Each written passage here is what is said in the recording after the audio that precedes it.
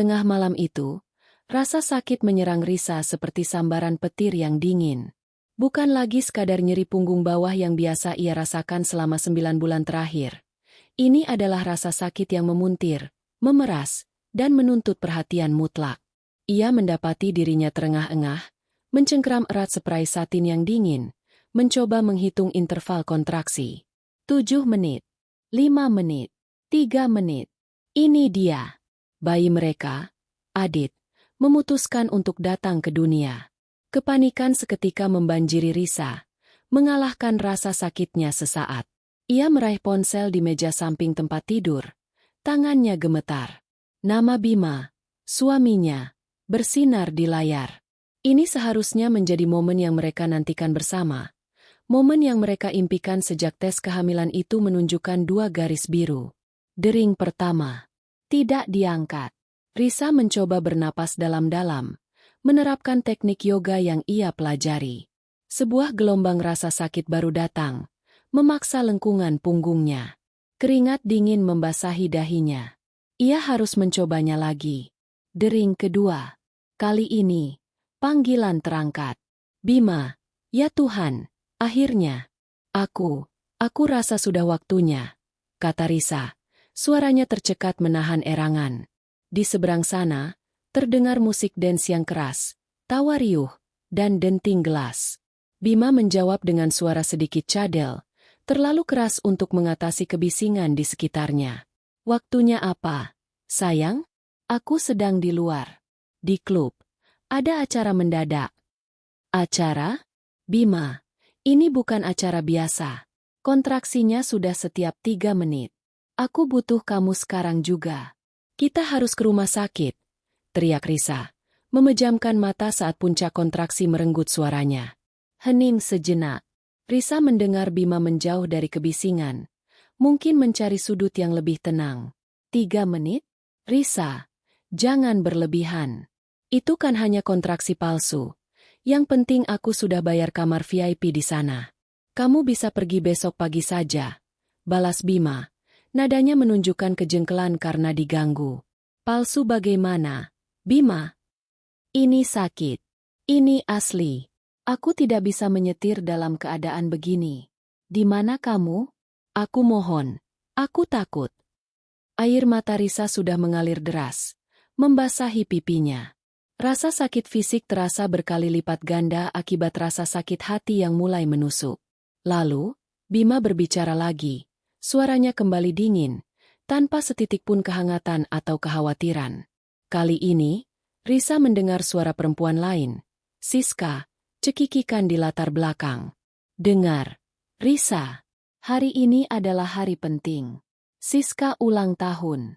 Aku sudah janji menemaninya. Dan aku sudah bayar private party besar-besaran untuknya. Jelas Bima. Ia berhenti, seolah menimbang-nimbang kata-kata yang paling menyakitkan yang bisa ia ucapkan. Lagi pula, melahirkan itu kan urusan perempuan. Kamu selalu bangga bilang kamu mandiri, kan? Risa terdiam. Rasa sakit tubuhnya terlupakan sejenak. Ia hanya mendengar detak jantungnya sendiri yang berdegup kencang, menanti. Dan kemudian, Bima melontarkan kalimat yang akan menghancurkan dan membangun kembali Risa. Kalimat yang akan menjadi penentu nasib mereka berdua. Lahirkan anakmu sendiri. Jangan merepotkanku. Aku akan pulang setelah matahari terbit. Sampai jumpa. Sambungan terputus. Risa hanya bisa menatap ponselnya, menahan napas. Rasa sakit yang mematikan di perutnya tak sebanding dengan rasa pengkhianatan yang mendera dadanya. Suaminya, ayah dari anak yang sebentar lagi lahir, memilih pesta, memilih perempuan lain, dan memilih meninggalkannya dalam momen paling rentan dalam hidupnya. Air mata kemarahan membanjiri matanya. Rasa takutnya lenyap, digantikan oleh bara api yang membakar. Ia bukan lagi Risa yang lemah dan merengek. Ia adalah Risa yang baru, yang menyimpan dendam. Tidak ada waktu untuk menangis. Ia harus bergerak. Ia bangkit dengan susah payah, mencengkeram perutnya. Ia mengambil tas persalinan yang sudah disiapkan sejak 2 minggu lalu mencari kunci mobil. Tapi rasa sakit itu terlalu hebat.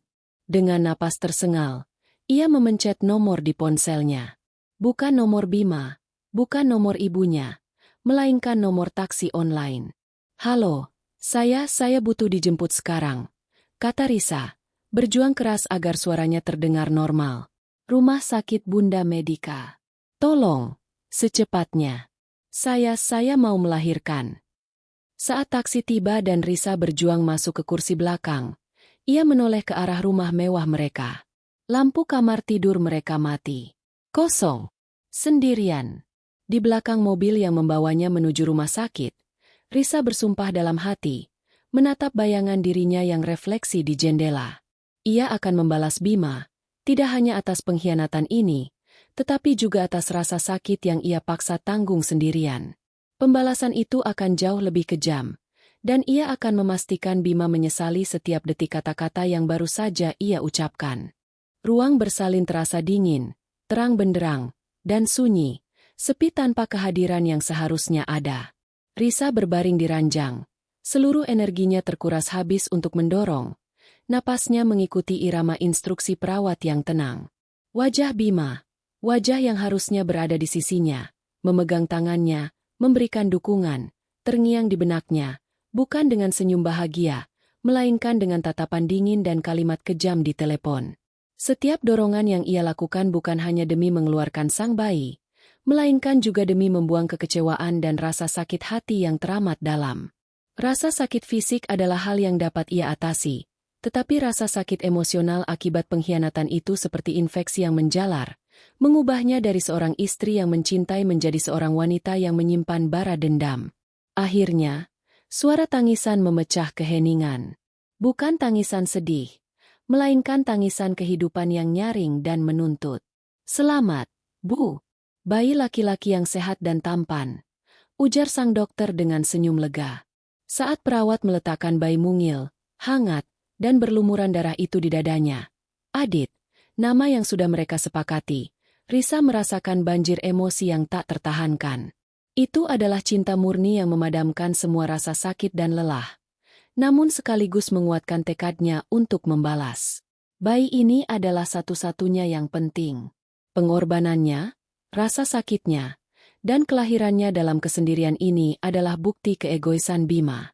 Risa memeluk Adit erat. "Mama minta maaf, Nak, kamu harus lahir tanpa ayahmu," bisiknya. Air mata bahagia bercampur kesedihan mengalir di ubun-ubun Adit.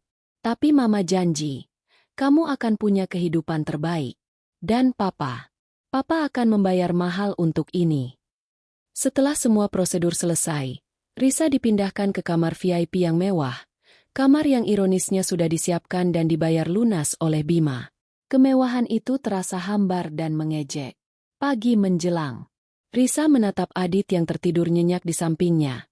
Damai, tak terganggu oleh drama orang dewasa. Saat itulah ponsel Risa berdering. "Bima." Bukan panggilan, melainkan pesan singkat. "Bima, pukul 7.45 WIB sudah lahir? Cowok atau cewek? Aku baru bangun. Tadi malam lumayan liar. Haha. Jangan marah ya. Aku segera ke sana." Membaca pesan itu, Risa merasa mual. Lumayan liar? Itu adalah ringkasan yang meremehkan dari malam terpenting dalam hidupnya. Ia menatap Bima yang telah lama ia kenal. Suaminya, yang kini telah ia akui sepenuhnya sebagai orang asing yang egois dan kejam. Risa tidak membalas. Ia hanya menekan tombol hapus pada pesan tersebut. Pukul 11, Bima muncul. Ia terlihat kusut, meskipun sudah mencoba menutupi bau alkohol dan parfum murah dengan menyemprotkan kolon. Ia masuk, tersenyum canggung, dan langsung melihat ke arah bayi. "Hei, jagoan, anak Papa," serunya riang, mencoba bersikap normal, seolah tidak ada yang terjadi. Ia mendekat ke ranjang, hendak menyentuh Adit. "Jangan disentuh." Suara Risa terdengar dingin dan datar, membuat Bima terkejut dan mengurungkan niatnya. "Risa, sayang, come on. Aku minta maaf. Oke? Aku tahu aku brengsek, tapi aku janji akan menebusnya. Semalam itu, hanya urusan bisnis. Kamu tahu kan? Siska itu klien penting." Bima mencoba meraih tangan Risa. Risa menarik tangannya. Tatapannya tajam, tanpa emosi. Bisnis yang lebih penting daripada melihat anakmu lahir? Bisnis yang memaksaku melahirkan sendirian. Bima? Jawab aku. Bima tergagap. Aku pikir kamu bisa mengatasinya. Dan aku sudah bilang, jangan merepotkanku. Ya, kamu bilang begitu, potong Risa tajam. Dan aku tidak akan merepotkanmu lagi. Tapi kamu akan membayar harga untuk setiap rasa sakit yang kamu berikan padaku tadi malam. Bima, aku janji itu. Bima tertawa canggung. Apa maksudmu? Kamu tidak serius, kan? Aku ini suamimu. Kita punya anak sekarang. Kamu memilih tidak menjadi suamiku tadi malam. Dan anak ini, dia hanya anakku. Kamu kehilangan hak untuk menyebut dirimu ayahnya saat kamu memilih pesta ulang tahun selingkuhanmu daripada ruang bersalin. Sekarang, kamu boleh pergi. Apa? Aku baru sampai. Aku mau bicara. Bima mulai marah. Pergi. Ulang Risa. Suaranya pelan tapi menusuk. Atau aku akan memanggil keamanan dan memastikan mereka mencatat alasan pengusiranmu di sini. Pilih mana? Drama publik atau keluar baik-baik? Tertekan oleh ancaman itu, dan melihat mata Risa yang benar-benar kejam, Bima akhirnya menyerah. Ia melangkah mundur, kesal, tetapi juga sedikit takut. Ia tidak pernah melihat Risa setenang dan sedingin ini. Setelah Bima pergi, Risa kembali menatap Adit. Dendamnya bukan lagi emosi yang meledak-ledak. Ia adalah tekad yang dingin dan tenang. Ia menghabiskan sisa hari itu dengan menghubungi pengacara kepercayaannya. Bukan untuk gugatan cerai, belum. Risa meminta pengacara untuk menyiapkan dokumen-dokumen keuangan dan transfer aset. Ia akan membuat Bima lumpuh finansial sebelum ia lumpuh secara emosional.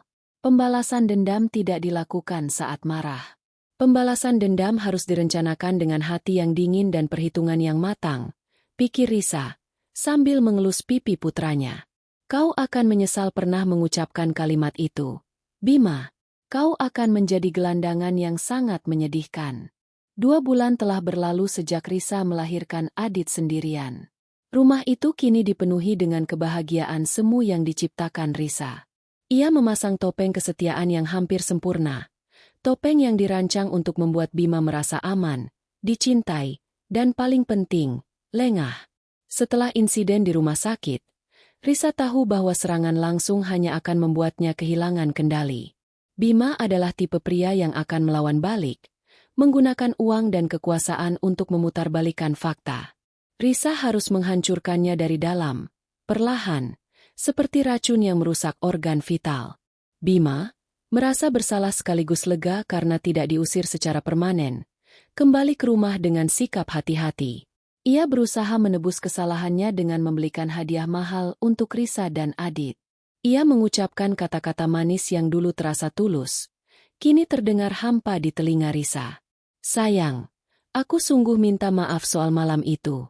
Aku sedang stres kerja, dan aku benar-benar brengsek, kata Bima suatu malam, memeluk Risa dari belakang saat ia sedang menidurkan Adit. Risa berbalik, menyunggingkan senyum lelah namun lembut. Aku tahu, Bima, melahirkan itu traumatis. Tapi, aku sudah memaafkanmu. Kita punya anak sekarang. Kita harus fokus pada keluarga, bukan pada masa lalu. Jawaban itu persis seperti yang ingin didengar Bima. Kelegaan tampak jelas di wajahnya. Ia berpikir bahwa Risa adalah wanita yang lemah lembut, terlalu mencintai dirinya untuk benar-benar pergi, apalagi membalas dendam. Bima segera kembali ke rutinitas lamanya, bekerja di perusahaan, bermain golf, dan, yang Risa ketahui pasti, diam-diam kembali menemui Siska. Di balik senyum dan keramahan Risa, pikiran dan tangannya bekerja tanpa henti. Malam hari, saat Bima sudah pulas tidur, Risa akan menyelinap ke ruang kerjanya. Fase I, pengumpulan bukti dan penguasaan keuangan. Risa adalah seorang wanita cerdas yang sudah lama mengurus sebagian besar keuangan keluarga. Namun, Bima mengendalikan aset utama, termasuk saham mayoritas di perusahaan mereka. Pertama, Risa menggunakan koneksinya di perusahaan telekomunikasi dan IT untuk mengkloning data ponsel Bima. Ia berhasil mendapatkan salinan lengkap semua percakapan Bima dan Siska, janji temu di hotel, pesan mesra, bahkan foto-foto ulang tahun yang Bima hadiri saat Risa berjuang melahirkan. Bukti ini ia simpan di cloud terenkripsi yang mustahil ditembus. Kedua, Risa mulai menganalisis struktur kepemilikan saham di perusahaan Bima. Ia menemukan bahwa Bima secara ceroboh menempatkan sebagian besar aset likuid mereka dalam bentuk rekening gabungan atas nama keduanya. Dan Bima juga pernah menandatangani surat kuasa penuh kepada Risa untuk mengurus investasi properti mereka di luar kota. Menggunakan surat kuasa itu, Risa diam-diam mengalihkan investasi properti ke sebuah yayasan yang ia dirikan atas nama Adit, yang menjadikannya sebagai pengelola tunggal dana tersebut hingga Adit dewasa. Kita harus pindahkan dana ini agar pajaknya lebih kecil. Sayang. Biar uangnya cepat berkembang untuk masa depan Adit. Risa beralasan pada Bima, yang hanya mengangguk setuju tanpa membaca dokumen setebal bantal itu. Fase 2. Menurunkan kewaspadaan. Risa sengaja membuat Bima semakin nyaman dan manja. Ia membelikannya jam tangan mewah edisi terbatas. Ia memesan makanan favoritnya setiap malam. Risa melakukan ini bukan karena cinta, melainkan karena manipulasi psikologis. Ia ingin Bima merasa bahwa ia telah memenangkan kembali Risa dan lolos dari masalah. Aku merasa kita kembali seperti dulu, kata Bima, memeluk Risa dengan bangga. Risa hanya tersenyum dalam hati, mencatat kebodohan suaminya. Ya, kita kembali seperti dulu, Bima. Tapi kali ini, aku yang memegang pisau. Fase 3. Jaringan hukum. Risa mengadakan pertemuan rahasia dengan dua pengacara terbaik. Satu mengurus gugatan cerai dan hak asuh, memastikan bahwa bukti perselingkuhan Bima dan pengabaiannya saat persalinan akan menjamin Risa mendapatkan hak asuh penuh tanpa syarat. Yang kedua, seorang ahli hukum perusahaan, bertugas meninjau semua celah hukum dalam struktur bisnis Bima, mencari titik lemah yang bisa ia serang. Pengacara perusahaan itu menemukan sebuah kegagalan Bima untuk membayar tunggakan pajak perusahaan dalam jumlah besar yang disengaja. Jika ini terungkap ke publik, Bima bisa dikenai denda besar, bahkan tuntutan pidana, dan kehilangan semua kredibilitasnya di mata Dewan Direksi. Dokumen tunggakan ini menjadi kartu truf paling kejam Risa.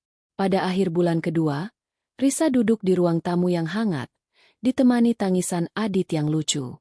Ia memegang selembar dokumen yang mencantumkan ringkasan dari semua aset Bima, aset yang kini secara praktis sudah menjadi miliknya. Bima masuk, baru pulang dari pertemuan bisnis, atau kencan dengan Siska. Ia mencium kening Risa dengan cepat. Sayang, minggu depan kita harus ke Bali, ya? Aku mau buat kejutan untukmu, kata Bima. Risa menatapnya dengan senyum palsu yang mematikan. Bali? Kedengarannya menyenangkan. Tapi sebelum itu, aku ada hal penting yang harus kita diskusikan malam ini, Bima. Aku ingin kita membahas masa depan kita. Bima tidak curiga sedikit pun. Ia hanya menganggap itu adalah diskusi rumah tangga biasa.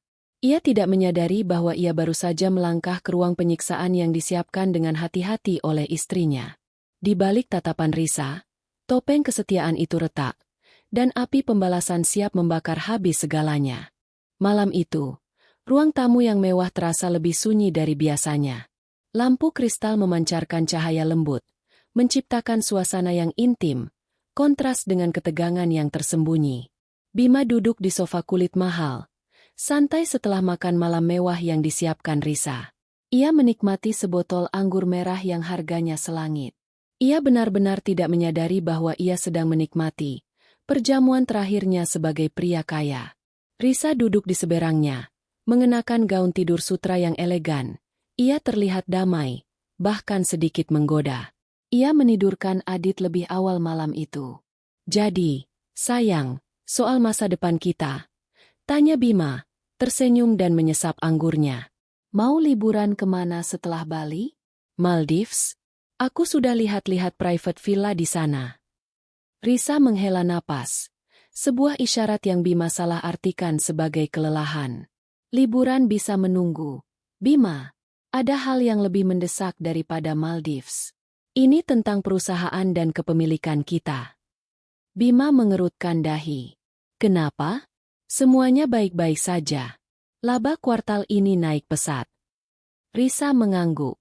Tentu, karena aku yang mengurus administrasi dan memastikan semuanya berjalan lancar. Sementara kamu sibuk bermain golf dan hal-hal lain. Risa lalu meraih sebuah tas kerja kulit yang sudah ia letakkan tersembunyi di samping sofa. Ia mengeluarkan 3 map tebal, meletakkannya di meja kopi, di antara gelas anggur Bima. Aku akan memberimu 3 pilihan, Bima, kata Risa, suaranya tenang, dingin, dan benar-benar asing di telinga Bima. Dan aku sarankan kamu melihat isinya dengan sangat hati-hati. Bima, yang mulai merasa tidak nyaman, meletakkan gelasnya. Apa-apaan ini, Risa? Kenapa kamu bawa-bawa berkas begini? Map pertama, bukti pengkhianatan. Risa mendorong map pertama ke depan. Bima membukanya dengan jengkel, tetapi ekspresinya langsung berubah menjadi pucat pasi. Di dalamnya ada cetakan cat berlembar-lembar, detail transaksi hotel, dan foto-foto Bima sedang merangkul Siska di pesta ulang tahun, tepat di malam Risa melahirkan. Ini tidak benar. Ini manipulasi. Gugup Bima, tangannya gemetar. Apakah ini manipulasi, Bima? Risa menunjuk sebuah transkrip yang dilingkari stabilo merah. Itu adalah pesan singkat Bima kepada Siska, pukul 2, saat Risa sedang berjuang melawan kontraksi. Pesan itu berisi, "Aku tidak sabar untuk kita berdua saja. Biarkan saja dia berjuang sendirian. Dia kuat, kan?" Wajah Bima memerah karena marah dan malu. "Baiklah. Aku akui aku salah. Aku minta maaf. Tapi ini tidak ada hubungannya dengan keuangan kita." "Oh, tentu saja ada," balas Risa, tersenyum kejam.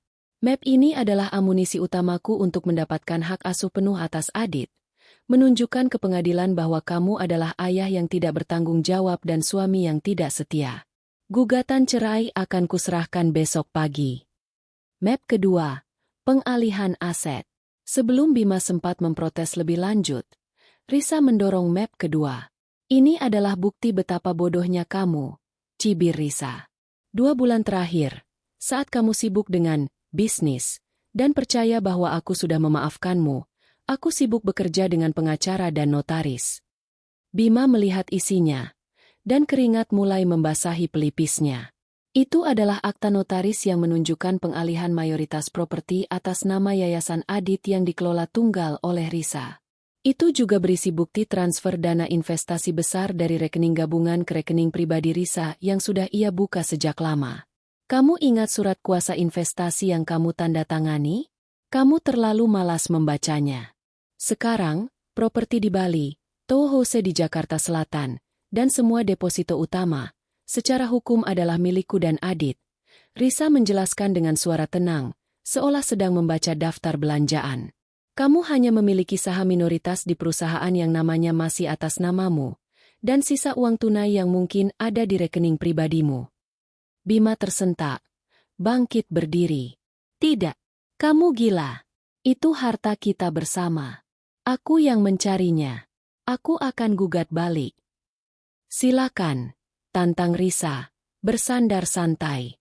"Tapi kamu akan melawanku tanpa modal, tanpa uang, dan tanpa pengacara top. Semua lawyer terbaik sudah disewa olehku, Bima. Dan jangan lupa, kamu sudah setuju dengan semua pengalihan ini." Map ketiga, bom waktu. Risa mengambil map ketiga, kali ini bukan untuk diberikan kepada Bima, tetapi untuk dipegangnya sendiri.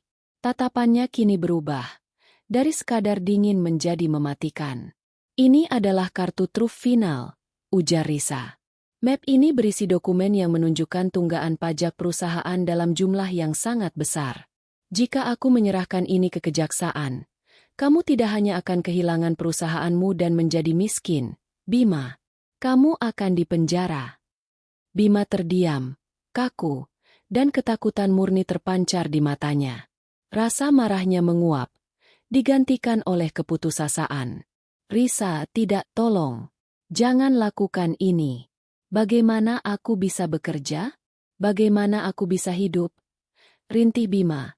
Suaranya sudah berubah memohon. Oh, kamu akan tetap hidup, kata Risa. Suaranya tidak memberikan ruang untuk negosiasi. Ia berdiri, menatap Bima dari atas, kembali mengulang kalimat kejam Bima di malam melahirkan. Aku sudah bilang, aku tidak akan merepotkanmu lagi, Bima. Aku tidak mau hidup bersama pria yang lebih memilih perempuan lain daripada bayinya sendiri. Aku akan memberimu satu malam ini di rumah. Tapi besok pagi, kamu harus pergi. Kamu akan keluar dari rumah ini tanpa apa-apa. Kamu harus melahirkan kembali dirimu sendiri. Bima, jangan merepotkanku. Risa mengambil telepon di meja. Aku sudah memblokir kartu kreditmu, membatalkan aksesmu ke rekening bank, dan mengunci mobil. Pikirkan baik-baik. Jika kamu melawan, aku akan memanggil polisi dan menyerahkan map ketiga ini. Bima ambruk kembali ke sofa. Seluruh kekuatannya lenyap. Ia menatap istrinya, yang kini menjadi algojonya. Ia baru menyadari betapa mengerikan dan mematikan balas dendam Risa. Malam itu adalah malam terakhir Bima tidur di rumahnya sendiri. Ia menghabiskannya bukan di kamar utama yang nyaman, melainkan di sofa ruang kerja, merenungkan kejatuhannya yang instan. Ia mencoba menghubungi pengacara pribadinya, tetapi semua panggilan tidak terangkat. Risa sudah memastikan mereka semua dibayar untuk tetap diam atau sudah beralih memihak Risa. Bima mencoba menghubungi Siska, tetapi teleponnya langsung dialihkan. Selingkuhannya telah meninggalkannya begitu ia mencium bau kehancuran finansial. Pagi menjelang, membawa cahaya yang dingin dan kejam. Tepat pukul 7, ketukan keras terdengar di pintu ruang kerja. Risa berdiri di sana, berpakaian rapi, didampingi dua pria bertubuh besar berseragam hitam, bodyguard yang disewanya. Di belakang mereka, berdiri seorang wanita dari firma hukum. Waktu habis, Bima, kata Risa, tidak ada jejak kemarahan, hanya ketetapan hati. Bangun. Kamu harus pergi sekarang. Bima bangkit. Matanya merah karena kurang tidur dan putus asa. Risa, kita bisa bicara lagi. Jangan begini. Aku ayah dari Adit. Aku akan berubah. Aku janji. Aku akan kembalikan Siska. Aku akan fokus pada keluarga. Terlambat, jawab Risa. Ia memberi isyarat kepada wanita dari firma hukum. Wanita itu melangkah maju. Bapak Bima, kami di sini untuk memastikan penyerahan properti berjalan lancar, sesuai dengan surat pengalihan yang sudah Bapak tanda tangani. Rumah ini secara resmi berada di bawah kepemilikan Ibu Risa. Kami juga memiliki perintah pengadilan untuk menjauhkan diri, demi keselamatan Ibu Risa dan anak. Mendengar kata-kata itu, kemarahan Bima meledak. Harga dirinya yang selama ini ditopang oleh kekayaan dan kekuasaan hancur berkeping-keping. Pengadilan apa? Aku suamimu. Jangan gila. Risa, kamu tidak bisa melakukan ini padaku. Teriak Bima. Ia menerjang maju, berniat meraih Risa, mungkin untuk memohon atau mengancamnya secara fisik. Namun, belum sempat tangannya mencapai Risa, salah satu bodyguard mencekal lengannya dengan cengkeraman baja yang menyakitkan. Jangan sentuh klien saya, Tuan, ujar bodyguard itu dengan suara rendah dan mengancam. Bima meronta, mencoba melepaskan diri. Lepaskan aku. Aku akan pastikan kamu dipecat. Aku yang bayar rumah ini. Risa hanya melihat pemandangan itu dengan wajah batu. Ia berjalan ke lemari Bima, membuka kuncinya, dan mengeluarkan sebuah ransel usang yang sudah ia siapkan. Ia melemparkannya ke lantai. Semua yang kamu perlukan ada di tas itu. Satu pasang pakaian, dompet kosong, dan fotokopi KTP, kata Risa. Jangan coba ambil yang lain. Semua barang elektronik, semua dokumen, semua perhiasan sudah didata. Bima menendang ransel itu dengan marah. Aku tidak mau ini. Aku mau kehidupanku kembali. Risa, ini balasan yang kejam. Aku hanya selingkuh. Banyak suami di luar sana yang lebih parah dari aku. Risa mendekat. Wajahnya hanya berjarak beberapa inci dari wajah Bima yang sudah mulai berantakan. Mata Risa, yang biasanya hangat, kini bersinar dengan kebencian yang dingin. Kamu tidak hanya selingkuh, Bima. Bisik Risa. Setiap kata seperti pisau yang ditusukkan perlahan. Kamu meninggalkan istrimu yang sedang kesakitan dan hampir mati untuk merayakan ulang tahun pelacurmu. Dan kamu mengatakan padaku, dengan kejam, untuk melahirkan anakku sendiri dan jangan merepotkanmu. Ia melangkah mundur, membiarkan bodyguard mengangkat Bima. Sekarang, aku membalas perlakuanmu dengan kekejaman yang sama persis.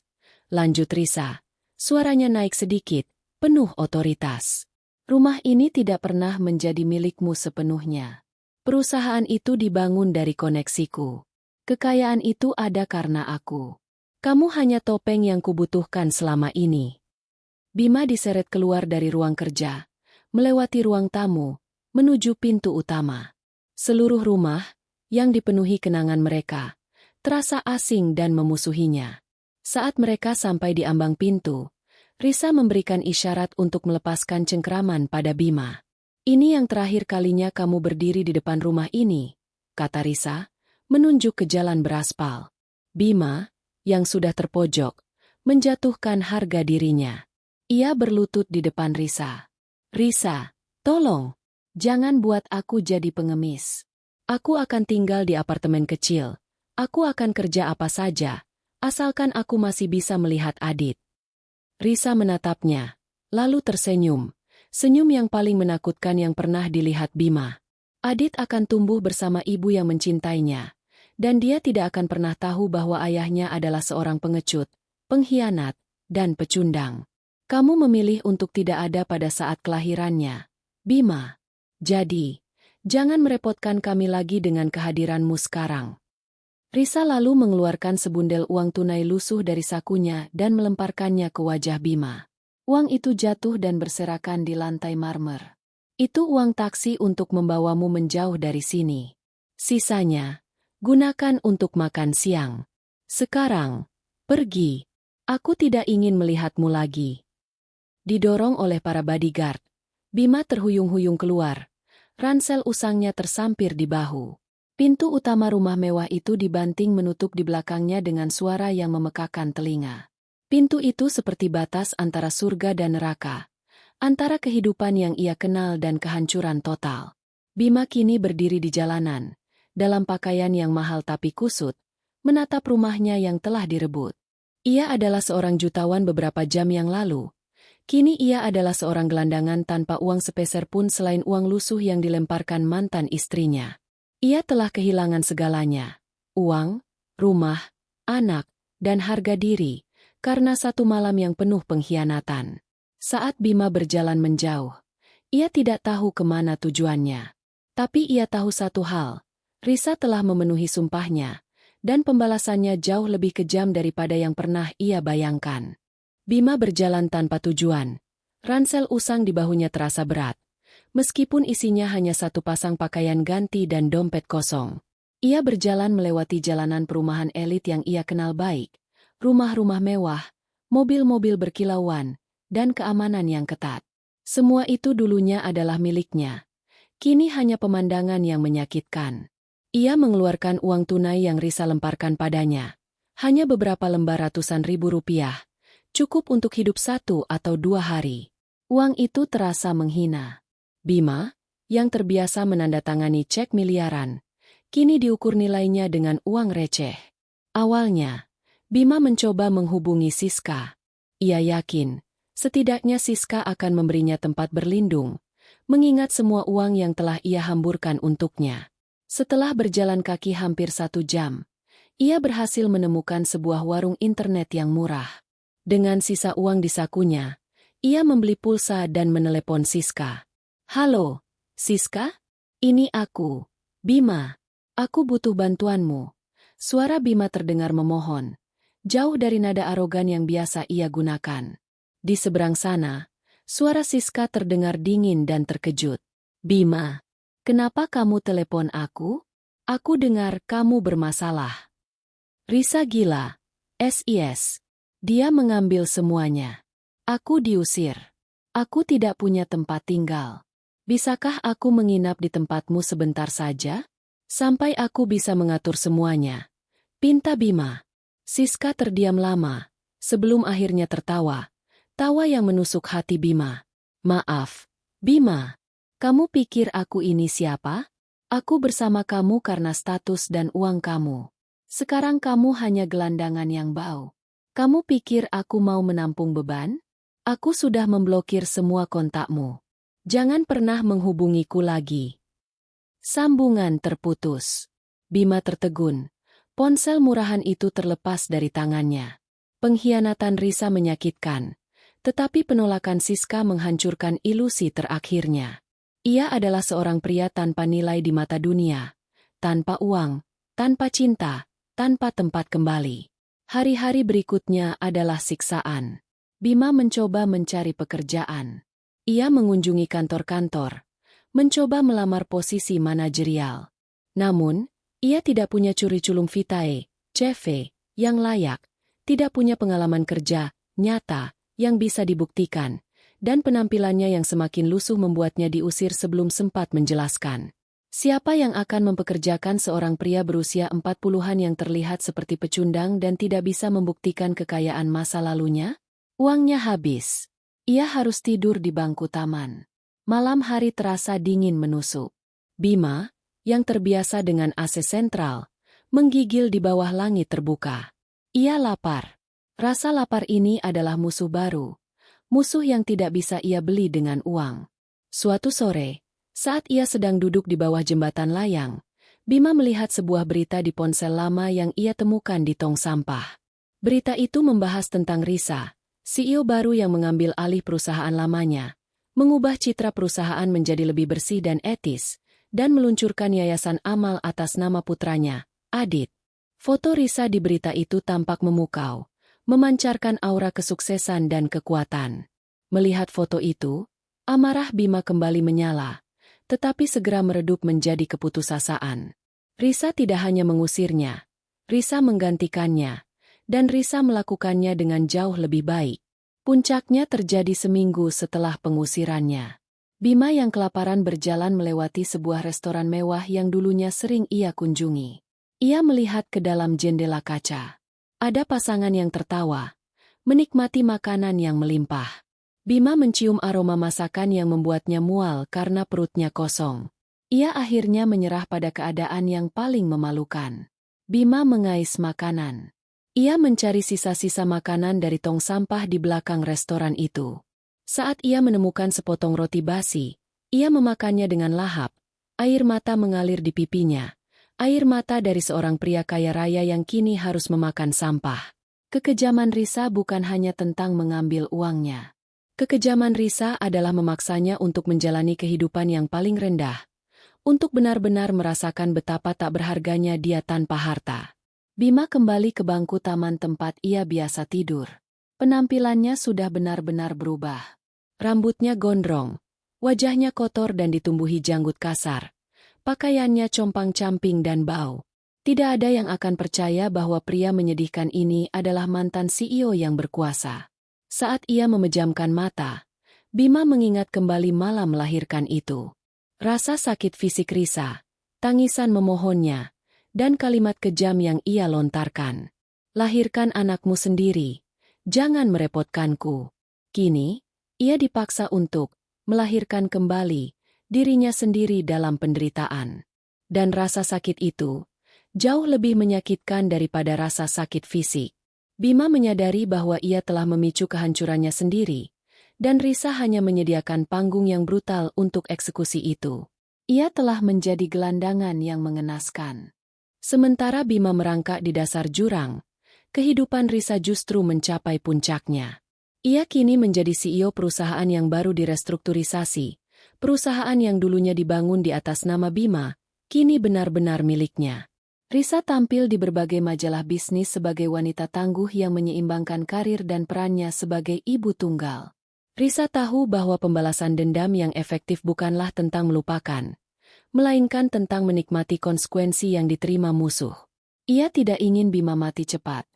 Ia ingin Bima hidup dalam penderitaan yang berkepanjangan. Untuk memastikan hal itu, Risa mengaktifkan jaringan informasi pribadinya. Ia membayar seorang detektif swasta, mantan polisi yang sangat efisien, yang tugasnya hanya satu, memantau keberadaan dan kondisi Bima secara rutin. Laporannya harus detail, mencakup foto dan deskripsi kegiatan Bima, namun Risa menekankan bahwa detektif itu tidak boleh berinteraksi atau membantu Bima. Setiap 2 minggu sekali, Risa menerima amplop tebal. Ia akan menunggu hingga malam tiba, setelah Adit tertidur lelap di kamar yang hangat dan penuh kasih sayang. Risa akan duduk di sofa yang sama tempat ia mengusir Bima, membuka amplop itu, dan membaca laporan tersebut. Laporan pertama berisi foto Bima yang tidur di bangku taman dekat stasiun kereta. Wajahnya yang dulunya halus dan terawat kini ditutupi janggut kasar. Ia tampak sangat kurus. Risa menatap foto itu lama. Ia tidak merasakan luapan kegembiraan, hanya rasa puas yang dingin. Kepuasan bahwa keadilan telah ditegakkan. Tuan Bima terlihat mengais makanan dari tempat sampah di belakang kedai kopi kemarin. Dia mengenakan kemeja yang sama selama 3 hari terakhir. Kondisi fisik menurun, namun sejauh ini masih sehat. Bunyi catatan di bawah foto. Risa menarik napas panjang. Ia mengelus figura foto Adit yang sedang tersenyum. Ini demi kamu, Nak, agar kamu tidak perlu pernah berhadapan dengan orang seperti dia. Laporan-laporan berikutnya semakin mengerikan. Bima tertangkap basah sedang berkelahi dengan gelandangan lain memperebutkan sebatang rokok. Bima terlihat tidur di tengah hujan, menggunakan kardus basah sebagai selimut. Bima ditolak saat mencoba meminta uang di lampu merah. Suatu kali, laporan itu mencantumkan sebuah kutipan. Saya mendengar Tuan Bima bergumam sendiri.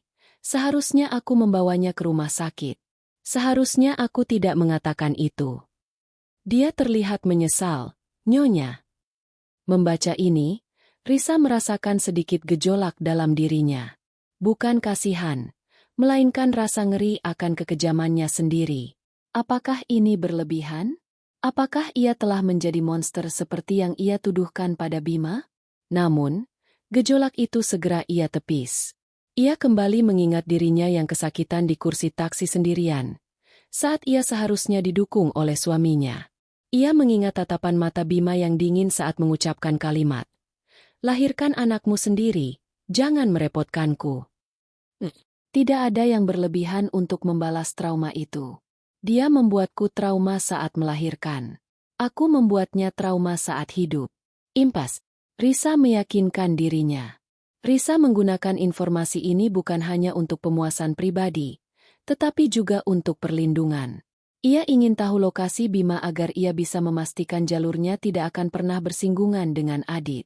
Ia memperketat keamanan rumah dan meminta bodyguard selalu mengawal Adit. Sore itu, Risa sedang berbincang dengan manajernya tentang rencana investasi masa depan. Ia begitu fokus, begitu bersemangat, menunjukkan bahwa ia benar-benar telah melampaui masa lalunya. Kehidupan Risa adalah bukti nyata bahwa seorang wanita yang dikhianati bisa bangkit lebih kuat, sementara pengkhianat itu harus tenggelam dalam kehinaan.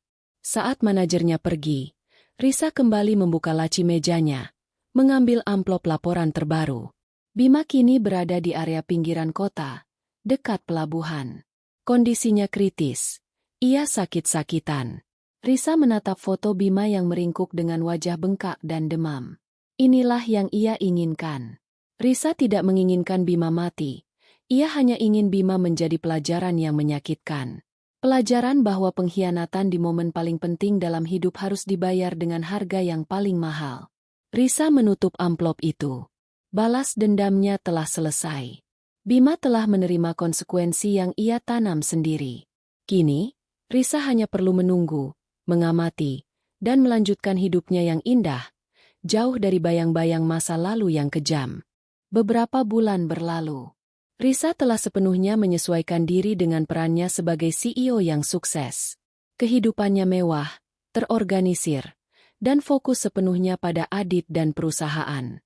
Ia telah berhasil menciptakan dinding tebal di sekeliling hatinya, membiarkan Bima membusuk dalam kenangan.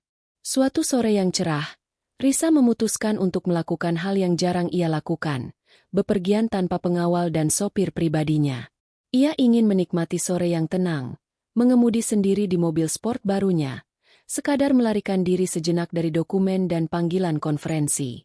Risa mengemudi menyusuri kawasan pusat kota yang ramai, tempat para pebisnis berjas mahal berbaur dengan turis.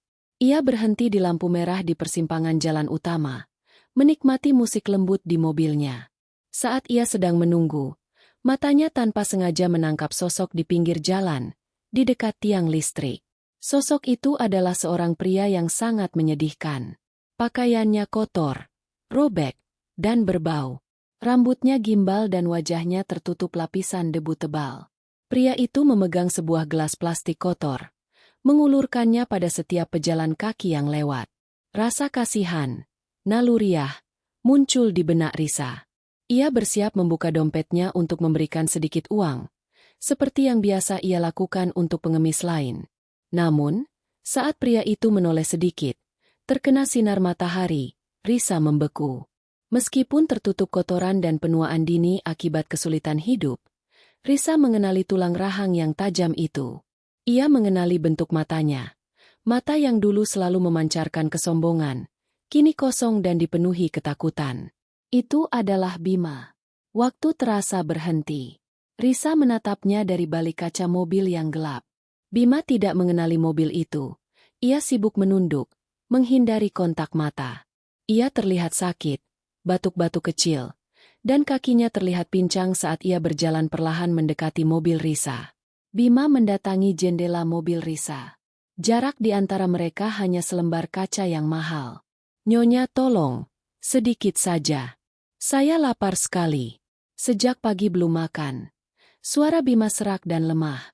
Suaranya berbeda dari Bima yang dulu, yang suaranya selalu nyaring dan penuh otoritas. Risa tidak bergerak. Jantungnya berdebar kencang, bukan karena ketakutan, melainkan karena percampuran emosi yang rumit.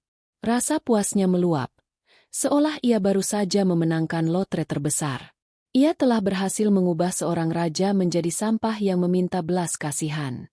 Risa menurunkan jendela mobilnya hanya seperempat bagian, cukup untuk mengeluarkan suara, tetapi tidak cukup untuk Bima melihat wajahnya dengan jelas. Bima terkesiap. Bau parfum mewah Risa tercium, dan ia secara naluriah melihat ke dalam. Ia tidak mengenali Risa yang kini tampak jauh lebih muda, lebih tenang, dan lebih berkuasa. "Nyonya, tangan saya sakit.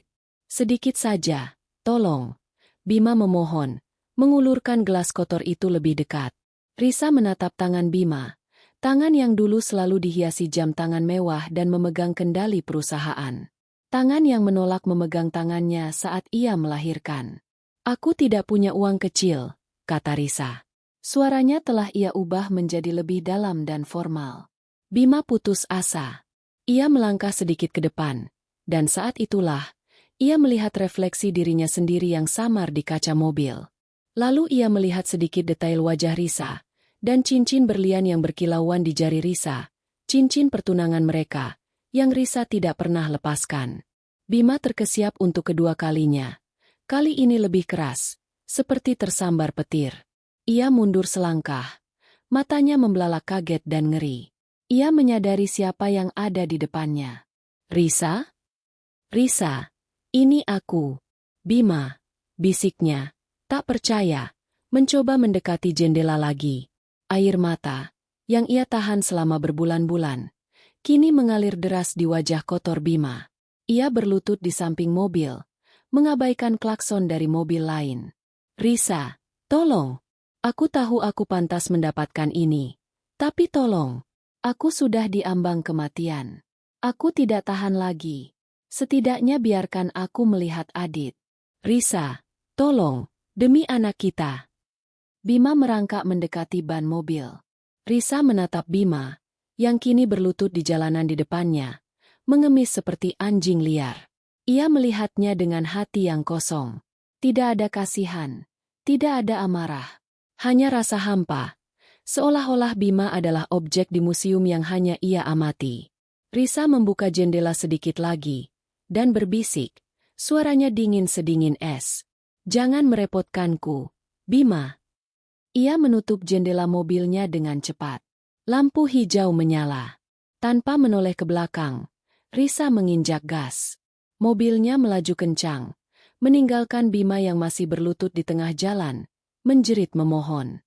Raungan mesin mobil Risa menenggelamkan tangisan Bima. Risa tidak merasakan apa-apa. Pembalasannya telah mencapai titik klimaks yang sempurna. Ia telah meremukan harga diri Bima, bukan hanya uangnya. Seminggu setelah pertemuannya yang memalukan dengan Risa, kondisi Bima memburuk drastis. Ia tidak hanya menderita kelaparan dan kedinginan. Ia terserang demam tinggi dan batuk parah.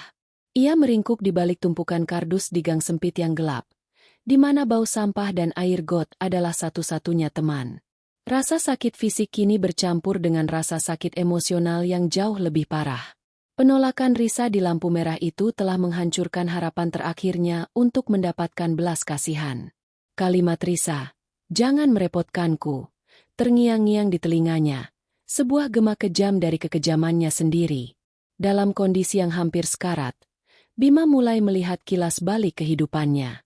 Ia melihat kembali dirinya yang sombong, pria yang mengambil alih perusahaan dengan hak istimewa, tetapi tidak pernah menghargai fondasinya, Risa.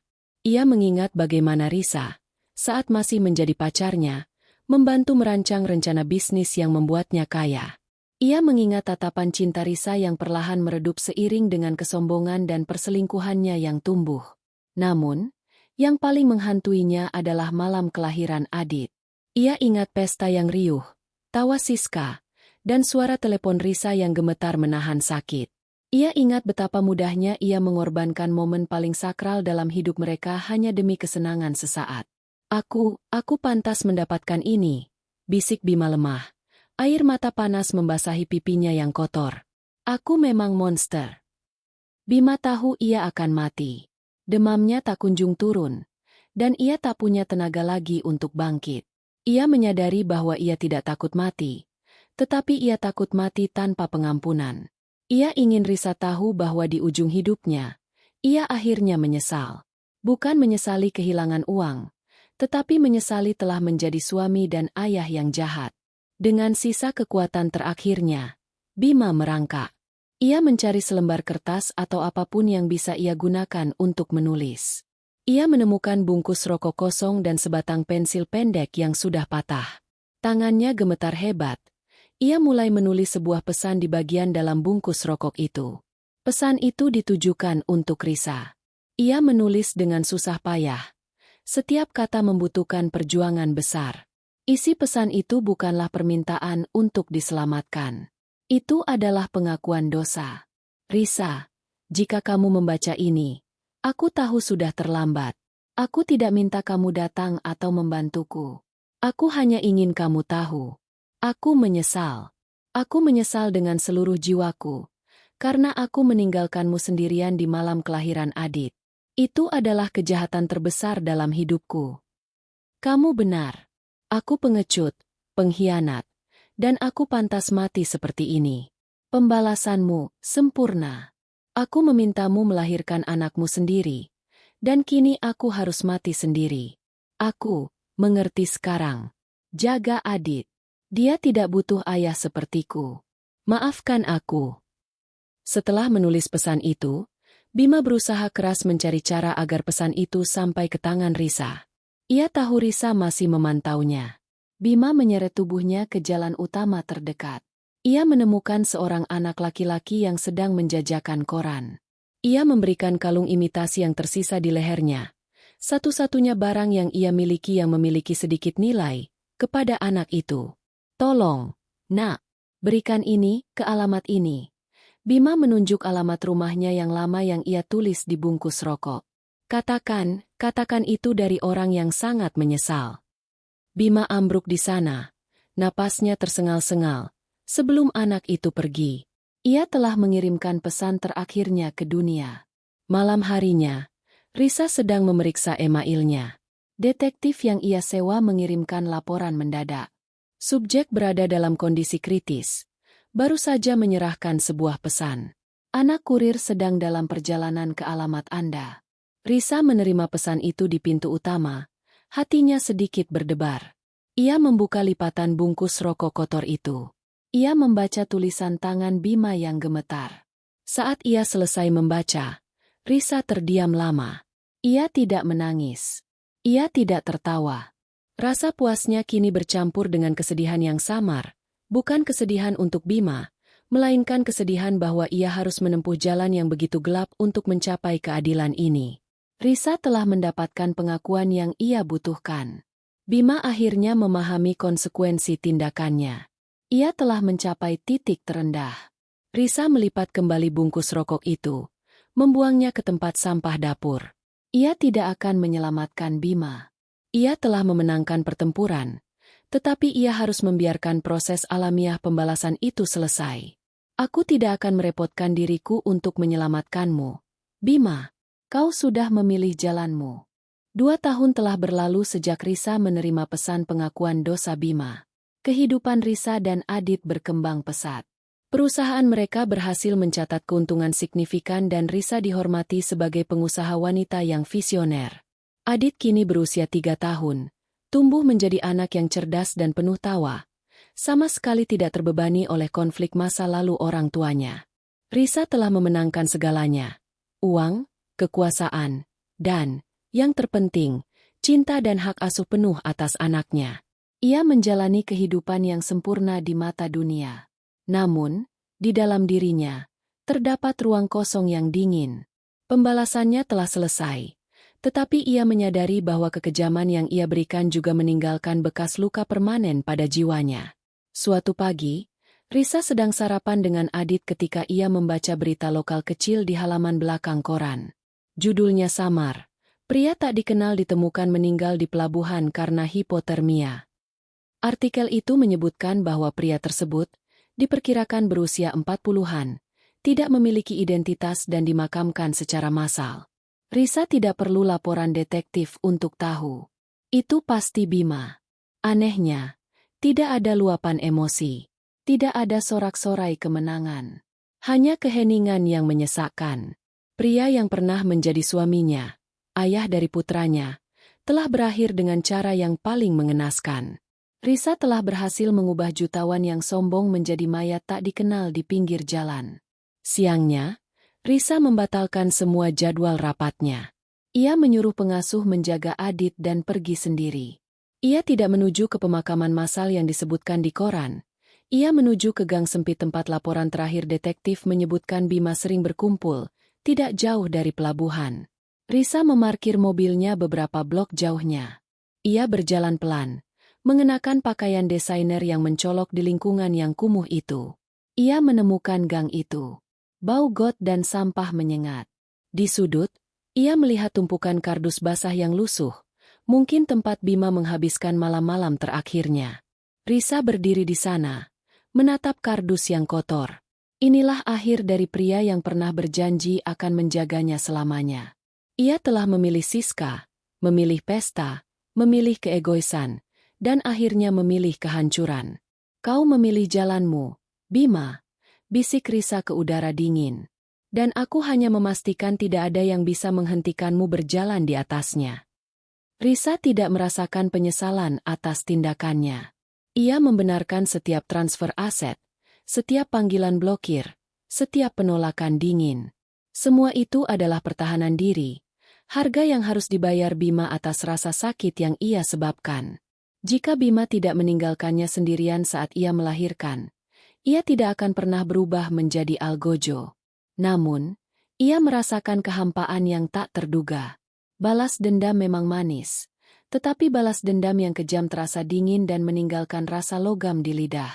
Ia menyadari bahwa, dalam usahanya menghancurkan Bima, ia harus membiarkan sebagian dari dirinya mati, bagian yang penuh belas kasih, bagian yang bisa memaafkan. Risa mengeluarkan sebatang bunga lili putih dari tasnya, bunga yang paling disukai Bima, ironisnya. Ia meletakkannya di atas tumpukan kardus itu, sebagai isyarat kecil pengakuan bahwa ia pernah ada.